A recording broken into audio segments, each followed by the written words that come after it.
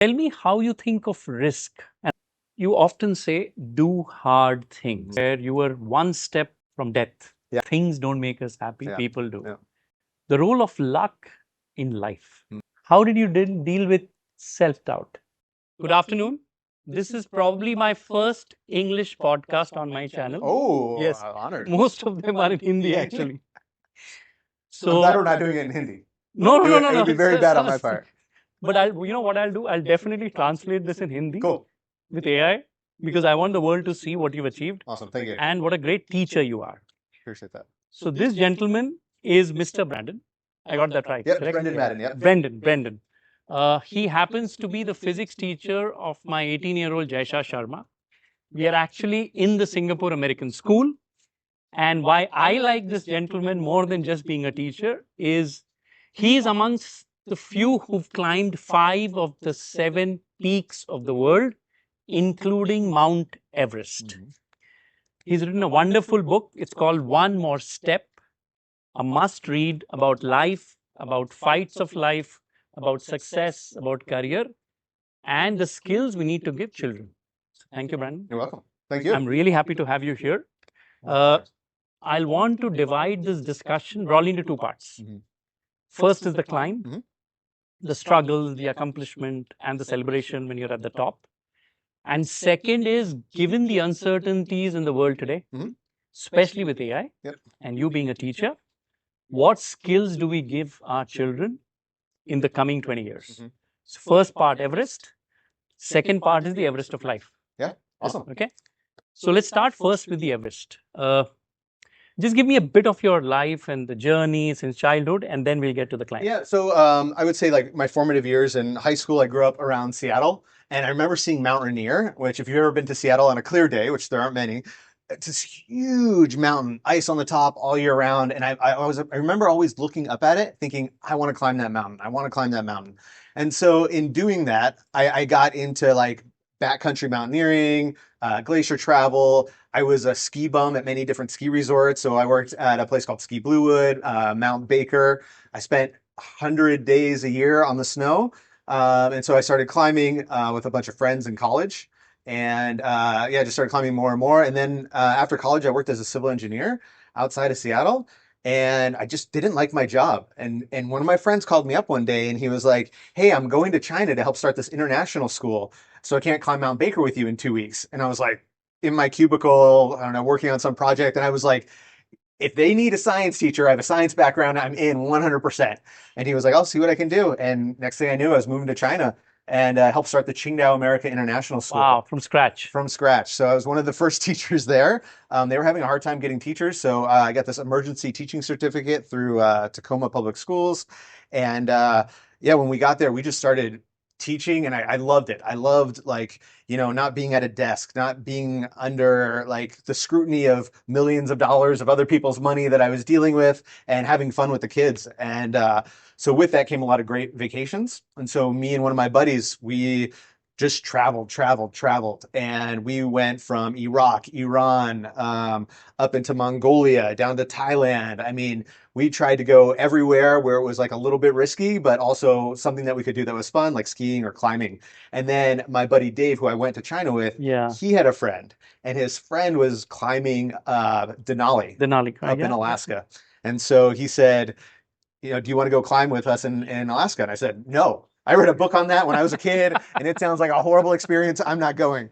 And so my buddy Dave was like, well, I'm climbing it anyway, so I'm going to go. And I was like, there's no way I'm letting my buddy climb Denali without me going with him. So I was like, okay, I'm in. So I ended up going on Denali, and it was a blast. I mean, it was hard. It was raw. It was, you're carrying all your own gear. You're very, very dangerous. One of the guys that we were with actually ended up dying on that mountain. But at the same time, like, it was so much fun, and I loved traveling, and I loved doing something hard, you know, and when we get to the life lessons, I think learning to like doing hard things is such a great attribute. And I like doing those things. I like traveling, meeting new people, living in new places. And so that started me on the 7 summits. And so from after Denali, I went and climbed Kilimanjaro, then Mount Elbrus, then Aconcagua down in South America, and then I got the opportunity invited to go climb on Mount Everest. And so it was actually my buddy Patrick who tried climbing Everest twice before. Both times it wasn't his skills that made him not climb it. It I was, actually have a question oh on yeah, that. Luck. luck. I will come to that Yes. and your friendship with Patrick because, see, in the introduction you've actually given indications to a lot of questions I'm going to ask you. Okay. Let me first start then with Yeah. risk. Okay. You mentioned that one of your buddies died on a Mhm. mountain. Page number 184, Yeah. where you mentioned one more step is the name of the book. Yeah. But if you'd taken that one more step, Oh yes. you would have fallen probably 20,000 feet. Yep. So tell me how you think of risk. And risk is also various types. Mhm. One risk is just the risk of doing something hard. Second risk is when you were trying to do the sea to summit. Mhm. You put everything in one basket. You had an amazing career, Japanese school, Yeah. and it didn't work out. Yep. You didn't have a job. You had nothing, Nothing. right? It was like a fresh start. Yeah. That's the other type of risk, which is emotionally you've put everything into it. And then obviously the risk of climbing Everest, where one wrong step, Yeah. you could lose your life. Talk of all the three risks. Okay. So first risk being the It's just taking up a challenge and, Okay. what do you Yeah. call calculated yeah. risk? Second risk being putting all your eggs in one basket, and the third risk is making a wrong move. Yes. I guess I never really thought of the mental risk. I think I mean I thought of it, but I earlier on before having a family, Exactly. right? I would say yes. that's a huge game changer Yes, with family is. with how you think of risk. When it was just myself, I went for it. I remember specifically we built this huge ski jump. I mean, we built this huge ski jump. I have a picture of it somewhere. I mean, I must have gone, I don't know, 30 meters above the ground, like enormous. And I remember getting up there and I would like put my skis on and I was like, let's go. And I went. And my friends were like, "Oh my gosh, we thought you were going to be up there forever." Like, so even I was like, "Well, you either if something bad's going to happen, it's going to happen." Okay. And so I'm just going to go for it. And I think that's the mental part when I'm looking at different climbs or different challenges. I just went rafting in New Zealand. Sure, something bad could have happened For the new year. Yeah, Oh, something bad. We had a guide who broke a rib. Our guide on our boat because our boat flipped over this huge waterfall, broke a rib. Like if something bad's going to happen, it's going to happen. And I feel like, I mean, I could have avoided that whole thing, but then you're missing out on such rich life experiences. So I guess maybe for me, it comes down to really, I guess, balancing like okay. the life experience versus is it something that I can control or is it something that I can't control? Okay. Right. And I think that's one of the mountaineering kind of mindsets that you go with is control all the controllables. Understood. So I'm going to be in the best shape I possibly can. I'm going to try and be acclimatized to as much as I can. I want to Yes. know every route on the mountain. I want to watch every YouTube video. I want to read every book about it. I want to control everything that I can control. And then if I'm up there and an avalanche kills me, I mean, So be it. that's it. Like that's out of my control. And that's a risk, especially before family, that I'm willing to take. Okay. Now it's a little bit more calculated risk. But I think having done Everest, I would do it again. If I had the opportunity. I think if I was to do K2, if I had the opportunity to do like K2 or another big mountain, I would do it. It's tougher, people say, than Everest, right? K2 Yeah, especially. definitely.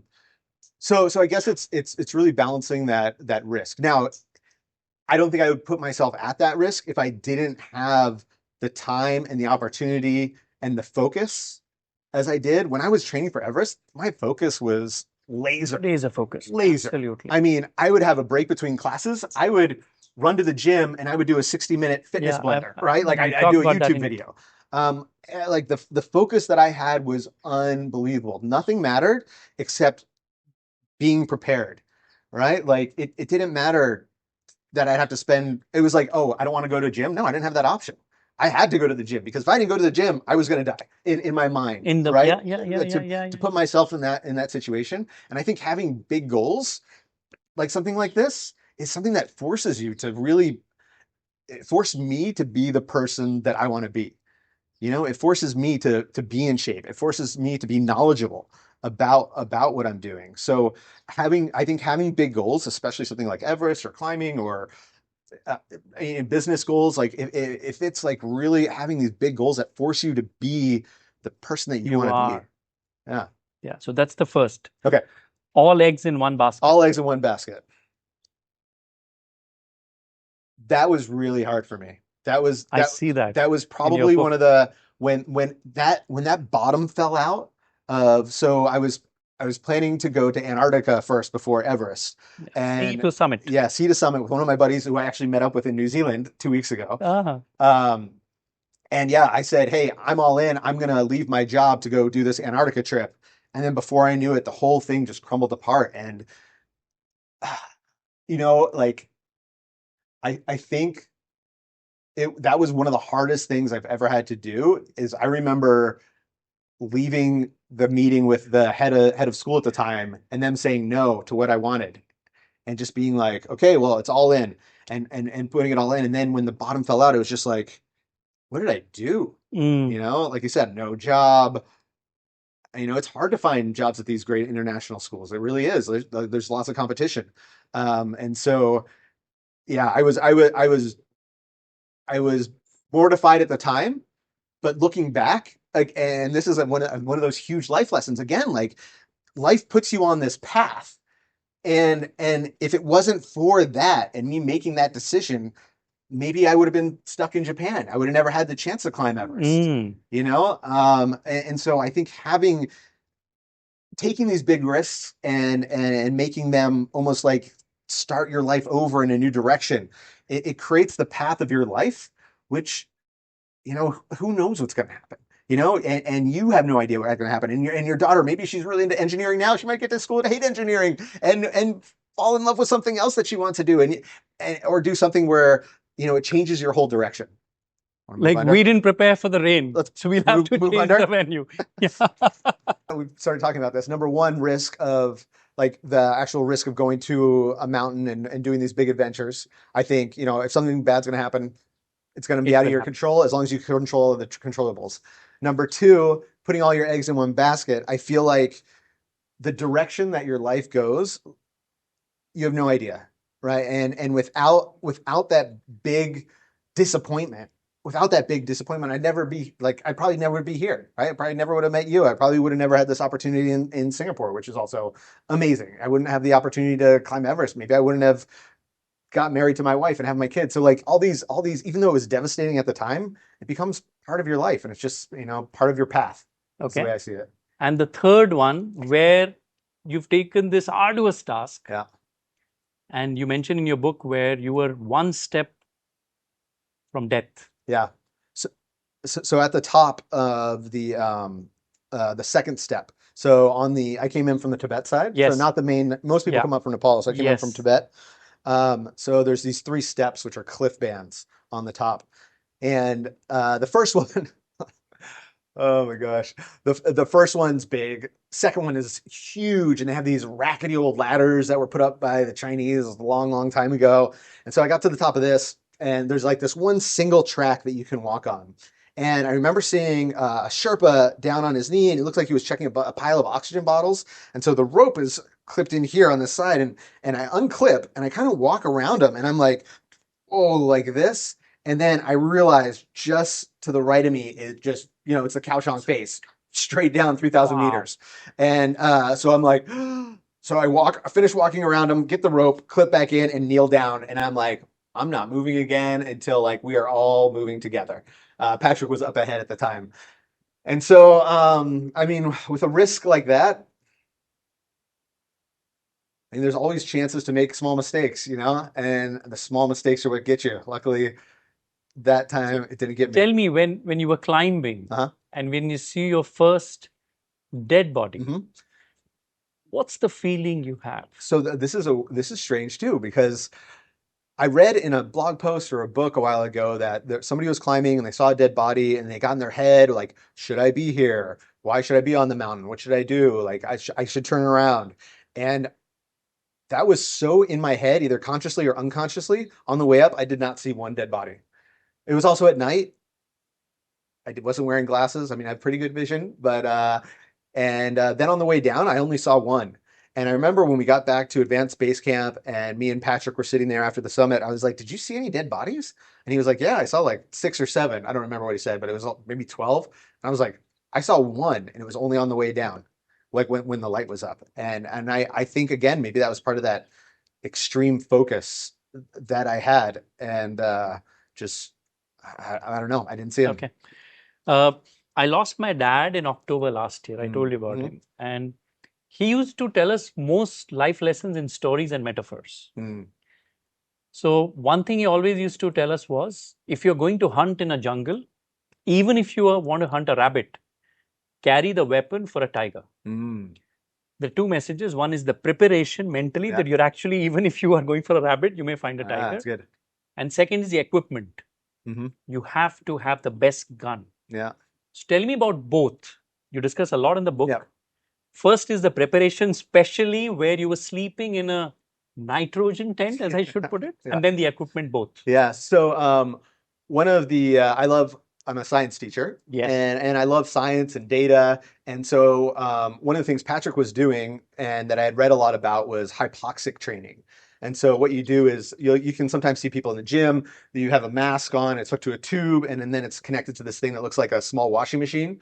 And what it does is it pumps nitrogen into the tube. Or like at night, I was sleeping in a tent that would pump nitrogen into the tent. So nitrogen is inert to our body, so we don't take it in or anything, but it decreases the percentage of oxygen in the correct. air, which is what you want. So I think I started about a year and a half before the Everest climb, where I was on the Hypoxico because I wanted to climb Aconcagua being acclimatized. Because when I climbed Kilimanjaro, I got pretty good altitude sickness. I puked at the top and puked so hard that I passed out. My face slammed Oh, into God. the rocks, and I had like this cut on my face, but I was still 45 minutes from the summit. So I had to finish that one. And then also on Denali, I got a little delusional up there. So I knew the effects of altitude, and I was really worried about that on Everest. So I wanted to make sure that I was prepared to the highest altitude possible. So every night I would sleep in a tent that covered my entire mattress, Mm-hmm. and then it would pump in nitrogen, and the oxygen percentage would go down. And so I would keep track of all those numbers. That's first. What else? Physically? Yep. So I wanted to know how my body reacted to the cold. Mhm. So I was living in Qingdao, China at the time, so it gets cold up there in the winters, Really and the cold. ocean gets really cold. And so every day I would ride my bike to work with shorts, t-shirt, no gloves, no hat, just to feel like what it would feel like for my extremities to almost reach frostbite. And I'd done a lot of research on it. I also started following like Wim Hof, and the Wim Hof method. And he did a lot of cold immersion. So I would go swimming in the ocean in the winter there, where it would be -4 outside. Temperature in the water was maybe 4 degrees. And so I'd go swimming in there for 10 minutes at a time. But you learn, and through the reading that I did, it hurts. Then your body goes numb. And if it hurts again, that's when frostbite starts kicking in. So that's what you need to watch out for. So I I run hot anyways. I've never had a problem with like frostbite on my toes or anything like that. But I wanted to know what it felt like. I wanted to know like what is the pain, what is the no pain, and then know that if there's any pain after that, that's when the frostbite kicks in. We live in this dopamine world, right? I send you a text, you like my picture, I get a reward immediately, Yeah. right? When you're planning for Everest, there's no dopamine. You get it when you've climbed it, right? It's tough. There's no reward in the middle. All this nitrogen tent, all the preparation, taking a dip in the sea in -4 degrees. How do you do it? I, And how do you sustain it when there is no reward system? I think that's where you have to trick your brain. And that's like the part that I said earlier about learning to like doing hard things, Wow. right? Like I am a cross country coach. I'm 47 years old. I'm doing every single workout with those kids because it's hard. It is But hard. I know by doing hard things, by being a cross country coach, it's hard to wake up in the morning and go running in Singapore. I'm sweating, tying my shoes, you know? But but getting myself to like the difficulty and knowing that it makes me, number one, again, the person I want to be, and it makes me a better person, I think, in life. That and physics is hard. I mean, physics is really hard, and I think I like doing it because it's hard. It's a challenge. Like even like I'll give some problems out to the kids and they're like, why is it like this? And I'm like, no, it's like this. And they're like, no, that doesn't make sense. And I'm like, damn, that doesn't make sense. Like it's hard. Like it's hard to have those understandings. And I think the reward. I think it's almost like a long game. It's a long game It is a reward. long game. It's who do you want to be? What's the legacy that you want to leave behind? How do you want people to look at you, and think about you? And I think by doing hard things, it again makes me the person that I want to be. In fact, I remember the first day last year, first sem, when you joined school, and Jaisha comes running and said, Papa, we have a new physics teacher. And you know what? He doesn't have chairs in class. I said, I already like him. Yeah. Yeah. So yeah, I got rid of all my chairs. I hate chairs. Yeah. And even in the first parent-teacher meeting, I Yeah. remember you had a battery, a wire, and a bulb. Yeah. And while in the meeting, you're asking parents to light the bulb. Yeah. And I Yeah. said, he knows the subject, he's interesting. And not because I'm doing a podcast with you, your students really love you. No, thank you. And I that's appreciate that. incredible. The energy you bring, the interest you bring in the class. Yeah. So on Yeah. that, an interesting question around teamwork Mhm. and having one close buddy Yes. in this arduous task. And why I want to ask this question is a lot of our children want to do startups. Startups and creating businesses is tough. Yeah. You need one buddy who has complementary skills, will stand with you through thick and thin, and a team. So you had Patrick Yep. and a couple of friends, and you and Patrick actually did not take a Sherpa as well. Yep. I'll talk about that also. But tell me about having one close buddy in this and team. Patrick was invaluable. I mean, his experience. He was a swimmer in college. He swam at Notre Dame, and so I guess I kind of looked up to him. And oh man, it's so good. I remember there's a video. Actually, I have it on video where we're about to go before we go to the summit uh, in the training. So he had Mhm. prepared for Everest twice, and so it was his idea. And he was like, "Why don't you use my training spreadsheet?" And I was like, "Awesome!" And I was like, "Let's share each other's spreadsheets. That way we can keep each other accountable." Mhm. Right? Like, and of course, there's that mindset of I'm going to go to the gym, otherwise I'm going to die. But also, like, I want to make sure I'm doing the workouts because I know Patrick. I'm on his team. I want to make sure that he knows that I'm doing the workouts. Correct. Right? Like, I want him to be comfortable. Like we did climb before in Aconcagua. We actually met on Denali. But for Everest, like I wanted him to know 100% that I was all in and I was doing everything. Yes. And we were doing that together. And actually, I have this. I'm taking 20 kids to Namche Bazaar in February. Yeah. And so I set up a spreadsheet for us of like, hey, this is what my expectations are for the trip. So, and the students are putting in data of their workouts as we go along. So to make sure that, hey, our enjoyment of this trip is going to be based on all of our success and our training. Collective. Yeah. And so with Patrick, I mean, that was huge for me. I know he's he's a badass. Like he's strong, he's smart, he's really experienced, and I wanted to be at that level with him. So I made sure to having him and working with him was incredible. And he's such a great guy too. Like such a great attitude. And this is like the night before summit night. There's a video online, the YouTube video. We're sitting there and I'm nervous. I'm so nervous. And I look over at Patrick and I'm like, "How you feeling, man?" And he's like, "Great, I can't wait. This is gonna be awesome." And just having that attitude. What I didn't hear, he goes, "Yeah, I'm nervous." Like at the end, I actually didn't hear that. Like he was like just so excited and just stoked and having that energy and positivity. I was like, I just fed off of it. Okay, on this issue of team, in a climb like Everest, you cannot afford to have a weak link. Right. Right? Mm-hmm. Because everyone has to be reasonably strong, willpowered, energetic to get there. Yeah.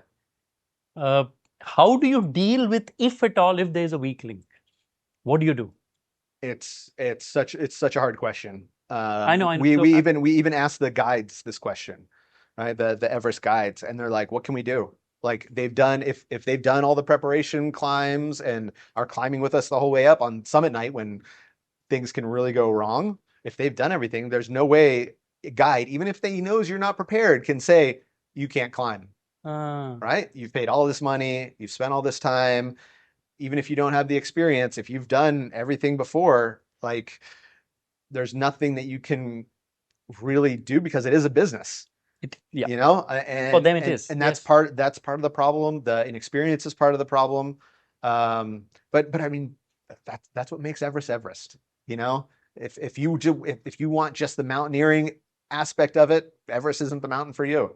You know, if you want just the mountaineering, maybe Denali is a way better choice. You know, maybe Ama de Blanc, or you know, there's tons of great mountains out there. Don't go to Everest. You know, but dealing with a teammate like that, like I guess, and you never know what's going to happen, right? I could have something wrong with my oxygen tank on the night of Everest and slow everybody down and die, right? Like that's that risk again.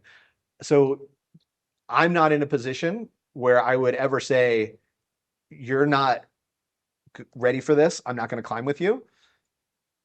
There are opportunities that Patrick and I took to kind of, you know, latch on to one person, or like on summit night, we were at the head of the pack, went off kind of by ourselves ahead of everybody. So just taking those opportunities to really remove yourself from any of those situations where you kind of see danger, but it's not in a situation where you would have to have a face-to-face confrontation with somebody, because you never know what's going to happen up there.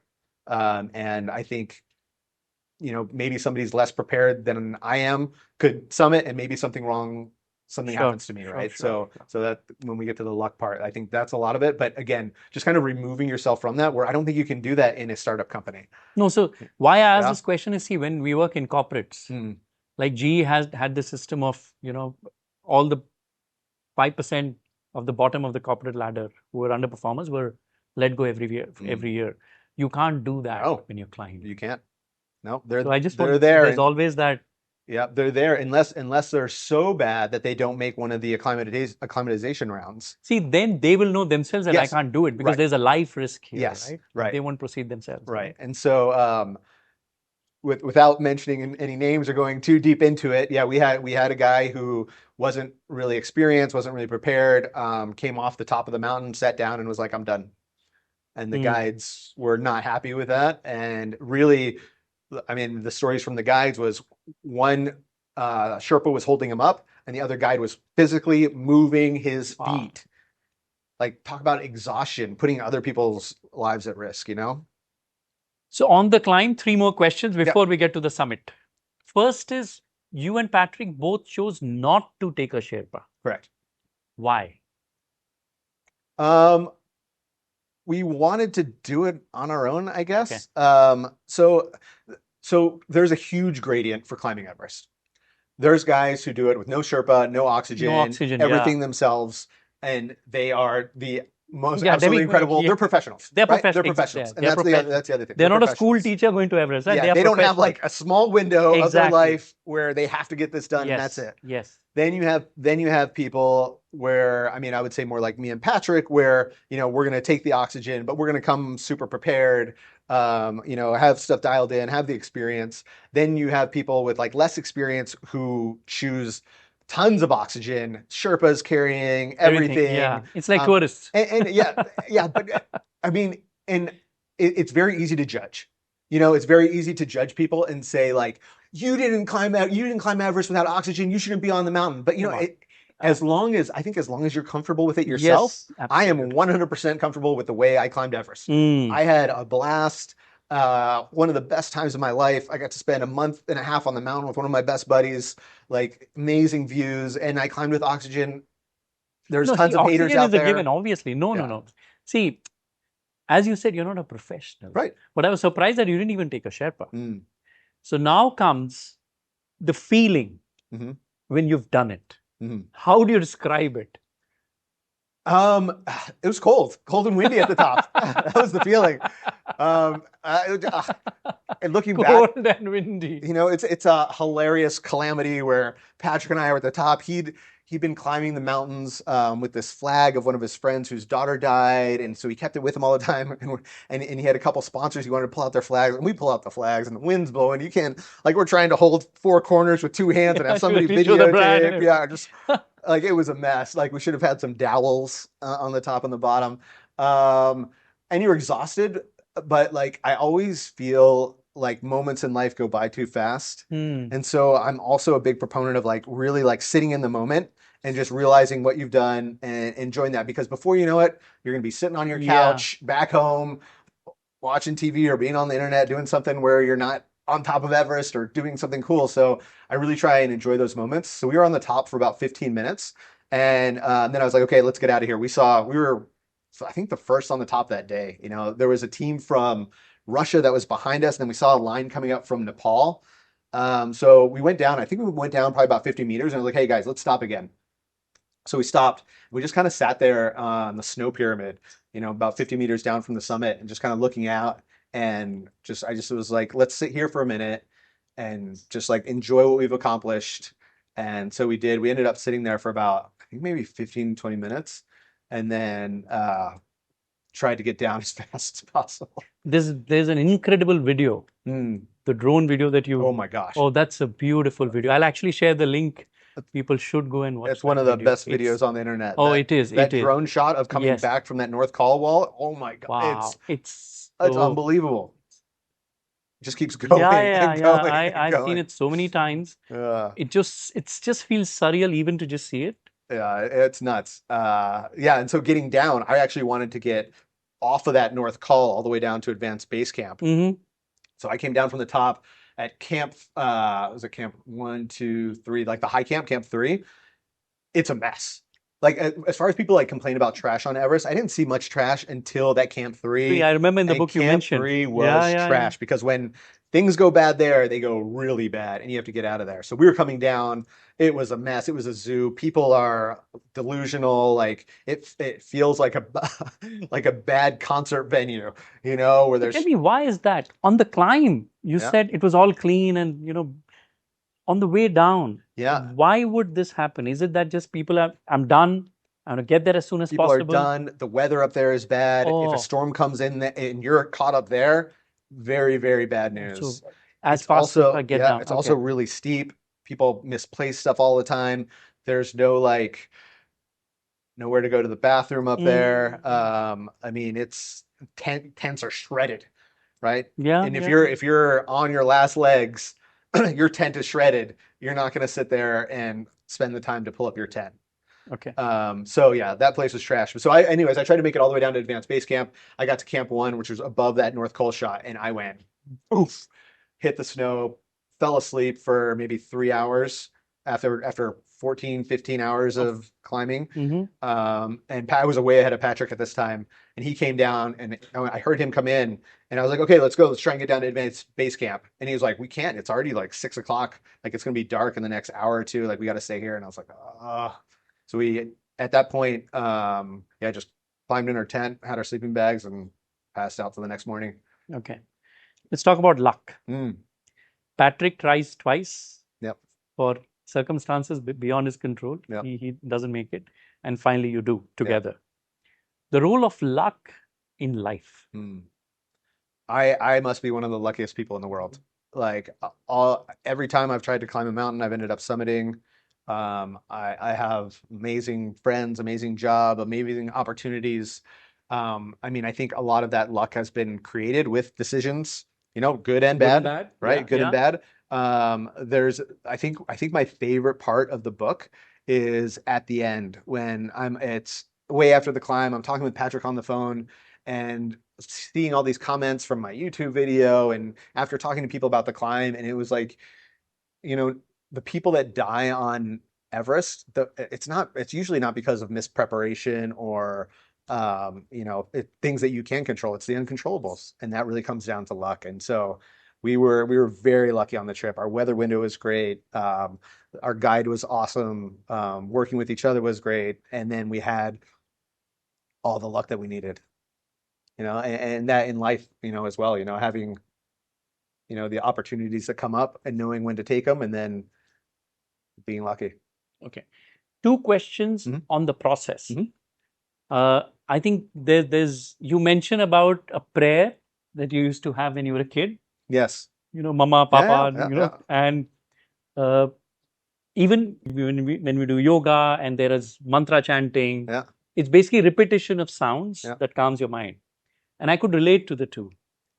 Talk about this, and did you do it even when you're climbing? Yeah. So that's you earlier when we were talking before we started this, you asked like how do you keep going when it's Yes. so hard that you want to stop? And for me, like one of the things, and this actually started on Denali. When I was climbing Denali, I was like, why am I here? What am I doing this? How can I take another step? I'm dead. Like I do not want to take another step. And I just started doing like when I was a kid, I was brought up Catholic, and I did this prayer every time I went to before I go to bed, and it was like, God bless Papa, Grandma, Nana, Pa, Mom, Dad, Julie, and Stephen. So my two sets of grandparents, my mom, my dad, and my two brothers. Lovely. And so as I was growing up, I would do um, grandma, sorry, Papa, Grandma, Nana, Pa, Mom, Dad, Julian, Stephen. Papa, Grandma, Nana, Pa, Mom, Dad, Julian, Stephen. Right? And you think, what really matters to you, and for the majority of people, it comes down to family. And yeah, that really kept me going. That, and then the other thing was, it's all going to be over soon. Before you know it, no matter how hard climbing this section of the mountain is, and the next day is going to be, before you know it, you're going to be sitting on a couch, looking on the internet, wishing you were doing something cool, or planning your next adventure. So while you're there, like you're there, enjoy it. And even though it sucks, like enjoy to love that, because before you know it, you're going to get home and be sitting there doing nothing and wanting to do something else. So, and yeah. How did you deal with self-doubt? I'm sure it creeps up once in a while. Yeah. Well, so the first time we tried to climb the North Col, I failed on getting to the top, right? Yeah. And that that was hard. That was really hard. Because Patrick, I think there were 3 people from our team that made it, and out of the 12 or so that we were with, it was so hot that day. But again, like now, I'm even now giving excuses of why I didn't make it, but 3 people did, right? And I was doing that intent. Why didn't I do that? How come I had such a hard time? Why did I have to turn around? Like, so that definitely crept in um, as we were going. And I think then the second time we did it, I actually came in. Um, the second time we did it, I had great success on it, right? So I think a part of like the self-doubt is like learning what you did wrong and trying to fix it. So I think for that, like it was so hot, I think I came more prepared that time to like drop layers. If I'm hot, I'm hiking in my t-shirt, and so adjusting so that you can try again, right? Like you have to fail. We try and teach that to our kids all the time. Physics kids, Yes. my kid, Yes. you have to fail. You have to learn to fail. Yeah, piano is hard to learn. You can't play that song. Yeah, you're gonna fail doing that, but you have to keep trying again until you figure it out. And so going the second time, I kind of got that self-doubt out of my mind. And so for me, I guess trying to overcome the self-doubt by trying it again. Okay. Change of track. Yes. Children. Oh, Future. yeah. Okay. I have my older one. Yeah. You're a teacher. You have a 5-year-old now. Yep. Right. So, and I think the changes we've seen, especially in our lifetimes, especially with mobile, the future is much more uncertain than the world we were born in. I'm 48, you're 47. Yep. So let's start with the skills you would want to impart to your 5-year-old, or something you'll tell students today. Yeah. That how do you, anyway, go ahead. Yeah, I think it comes down to like the love of learning, the love of wanting to learn something, and understanding that maybe you don't like learning about English right now, but who knows, later you might need that skill. Maybe you don't like learning about physics right now, but maybe there's something that like I didn't know I was going to be a physics teacher, right? But like along the way, I took physics and I had that background, and so when the opportunity came up, I could teach science. Exactly. And so understanding that I think is huge, and like learning because it makes you better, not because there's a grade attached to it, not because like there's somebody judging you. It's learning to make you a better person and make you the person that you want to be. And I think that's really, really hard right now with grades and the competitiveness with school. there's so much going on where, and then that of course leads to cheating, and then kids get in trouble. And I mean, if it was just came, but it also makes it hard to quantify who do you let in, who do you not let in, right? Like this kid's got a bad grade. How do I know that he loves learning and he's gonna follow his passion or follow a new passion, you know? So, I mean, I think the game is kind of set up incorrectly right now, the game of learning. And I'm trying to change that in different ways. I think AI is going to have a huge impact on how that works, to try and make it about, like, you want to learn this because it's going to make you a better person. It's going to make you more marketable in the future. It's going to make you more knowledgeable about the world and how things work and what you can contribute that gives you self-fulfillment. You often talk about doing hard things. And I remember the convocation address you gave in the Japanese American school. That's incredible. 15 minutes of sheer learning, energy, what kids should know. In that, you often say, do hard things. Why is it important for kids to attempt tougher things? And I want to quote. This is how you end it. An incredible lines. Do something awesome this weekend. Go somewhere you've never been. Explore your neighborhood. Do something you've never done, but thought you could. Every Friday, you tell your students this. Why? Because that's what I would do, right? Especially living in Japan or here, like every weekend I would go up into the mountains. I'd go skiing somewhere. Or like last month, I ran from the top of Singapore to the bottom of Singapore, like at 5 o'clock in the morning. Yeah, right. So I think, I mean, I like who I've become as a human. I think I'm caring. I think I'm compassionate. I think I'm knowledgeable. I'm healthy, and I think I've gotten that way because I do hard things, and I leave the couch. Right? That's the easiest thing to do. Leave the couch. Like if you sit on the couch, you're not growing. If you're just sitting there on the internet scrolling stuff, you're not growing. Right? You need to do stuff hard in order to grow, and again, making you a better person if that's what you want, you know. And I think that has made my life very, very fulfilled, you know, by doing hard things, getting out there every weekend. And so that's what I would tell the kids. And then I'd come back in the next week, on Monday, and I'd be like, what'd you guys do this weekend? Nothing. A couple of kids would do something. And they're like, what'd you do? Oh man, I went like backcountry skiing over in Tsugaiki, and then I saw a kumoshika, which is this crazy Japanese goat, pig, bear animal. You know, and just trying to show them the love of life and how there's so much more out there. And it's even harder now than it was when I gave that address, right? Like they have everything they have on their phones, and it drives me crazy. Absolutely. I like walking through the hallways at school. Like there were more times where I would run into somebody because they're on their phone unless I moved out of the way, you know. And with that, you lose this contact between friends and teachers. And instead of saying hi to somebody or even recognizing people, like they're sitting there on their phones, and adults do it too, just as bad, you know. I'll tell you, Brendan, this is a special needs kid. So we've opened centers for such children in India. You know, the most number of kids we are seeing under 5 years in India is attention deficit, no eye contact till the age of 3, and not talking, speech delays.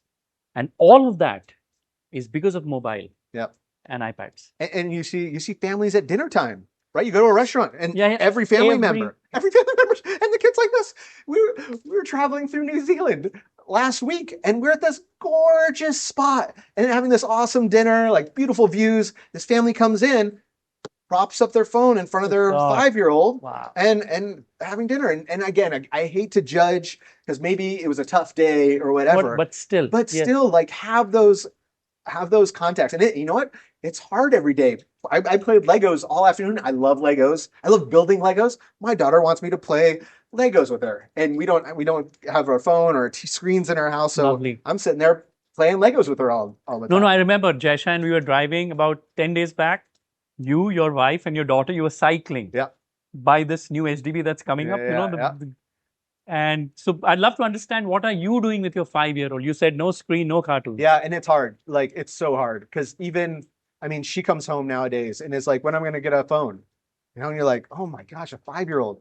And it's a bigger conversation than we can really do at home. Like at home, we're very, very limited. When she gets maybe like an hour of screen time a week, Okay.